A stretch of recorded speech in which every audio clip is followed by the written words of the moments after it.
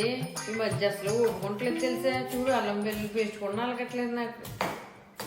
ఆ మాత్రం ఓపిక లేదా? నన్ను తలుచుకో, ఓపిక ఎంత అవుతుంది నీకు? నిన్ను తలుచుకుంటే ఓపిక వస్తుందా? తలుచుకుంటాను. ఇక మొదలెడదామా? ఇదే నువ్వు అన్నమాట. పొద్దున్న షాపింగ్కి డబ్బులు ఇమ్మంటే ఇవ్వే. చెల్లి కొన్నావు చీర నాకు కొనవే. ఈ అమ్మకు కొన్నప్పుడు నాకు కొనడానికి ఆఫీస్ తొందరగా రమ్మంటే రావే. వచ్చి వంటల్లో కూడా సరిగ్గా వంటలు చేయట్లేదు. కూరలు అసలు టేస్ట్ అయిపోయినాయి. నా దగ్గరకు వచ్చినప్పుడు అన్ని నీకు గుర్తొచ్చేస్తున్నాయని. ఏంటి నీలో చంద్రముఖి వచ్చిందండి? ఏంటి శానికి ఈ రకంగా అయిపోయా? అంతవరకు గంగని అటువంటి స్థితిలో నేను ఎప్పుడూ చూడలేదు.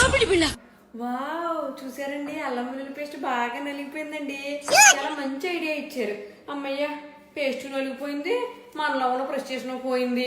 ఐడియా మాత్రం అదిరిపోయిందండి. వాడేయండి ఎంతకైనా ఆయన మీద ప్రెస్టేషన్ ఏమన్నా ఉంటేనే. ఇక్కడ నుంచి ఇదే మా ఆయన. థ్యాంక్స్ అండి బాబా, మంచి ఐడియా.